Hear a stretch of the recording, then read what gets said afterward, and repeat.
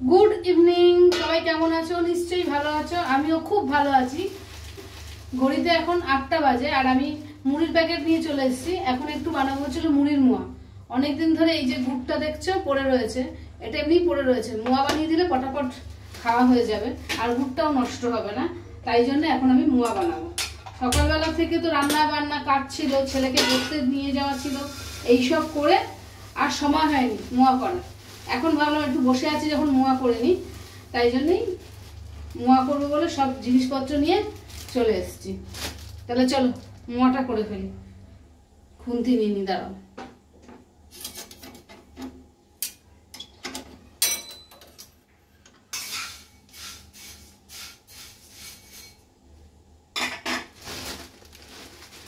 একটু বেশি করে রাখলে না, কেউ খাক না খাক, আমার কর্তা মশাই দিব্যি ঘুরে ফিরে খেয়ে নেবে। বাড়িতে করলে ভালোও হয়।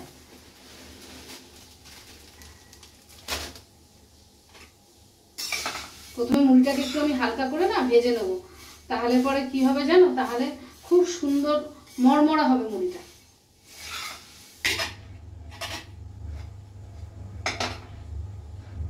এটাকে ঢেলে রাখি, এটা গরম হয়ে গেছে বেশ।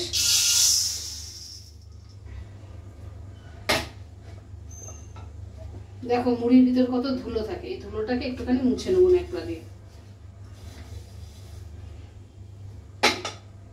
এইবার এর মধ্যে দিয়ে দেবো হচ্ছিল এই গুড়।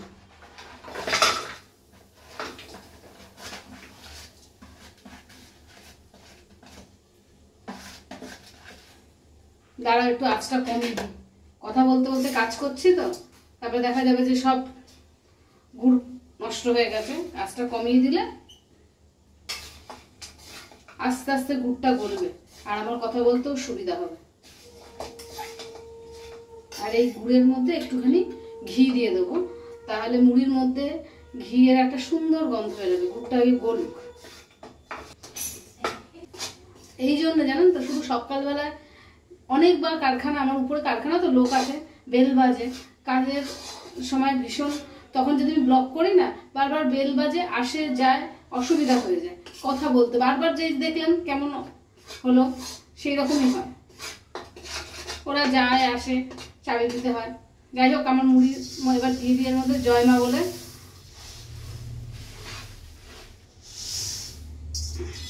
পুরোটাই দিয়ে দিলাম, যা হওয়ার হবে।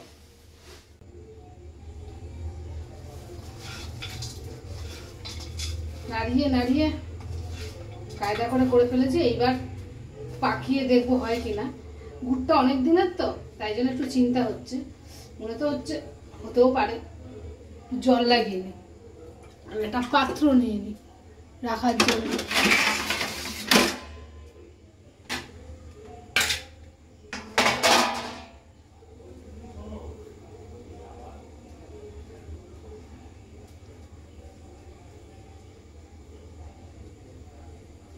ঠান্ডা হলে টাইট হয়ে যাবে আর একটু ভালোভাবে।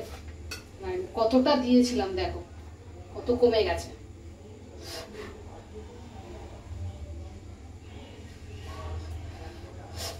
বাবা গুড় বলে না ভীষণ গরম। এই দেখো টাইট হয়ে যাবে। এগুলো ঠান্ডা হলে পরে আরো টাইট হয়ে যাবে।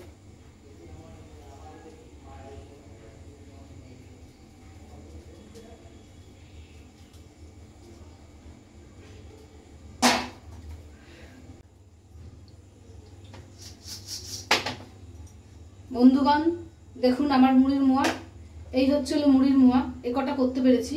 প্রচন্ড গরম তো, গরম গরম না করলে টাইট হচ্ছে না। আর বাদ বাকি এগুলো রেখে দিচ্ছি, এগুলো আবার কালকে করব, কারণ এগুলো ঠান্ডা হয়ে গেছে, আমি করতে পারিনি। ঠান্ডা হয়ে গেলে ছেড়ে যায়, গরম গরম করতে হতো। আমার হাত দুটো একদম লাল হয়ে গেছে, দেখাতে পাচ্ছি, এই দেখুন কিরকম সাংঘাতিক লাল হয়ে গেছে। আর করা যাচ্ছে না, একে গরম লাগছে, তারপরে গরম গরম পাক দিতে হচ্ছে। তাই এগুলো থাক, এগুলো আবার কালকে করব। কিন্তু কিছুটা করেছি এই যে, আর বাদ বাকিটা এরকম ভাবে রেখে দেবো। কালকে আবার সকালবেলা আর একটু গরম করে, দরকার হলে একটু গুড় দেবো, দিয়ে সুন্দর করে পাক দিয়ে নাড়ু করে ফেলবো। এইবার করবো হচ্ছে হলো আরেকটা কাজ, এগুলো রেখে দেবো, রেখে দিয়ে করবো পেটিকিওর। মোয়া বানানো হয়ে গেছে, এখন বানাচ্ছি রুটি। রাত্রে সবাই রুটি খাবে, তাই জন্য রুটি বানাচ্ছি।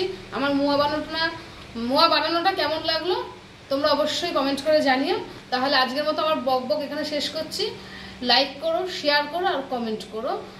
টাটা, সবাই ভালো থেকো।